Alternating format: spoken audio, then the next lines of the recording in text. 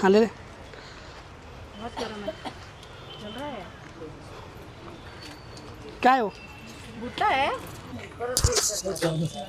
बादाम में भुट्टे खाने का मजा ही कुछ और है। याला कणीस म्हणतात काय? मराठीमध्ये, कणीस. कणीस, कणीस खाते मी. छान आहे पण गरम पण आहे. गरम छान लागते. हो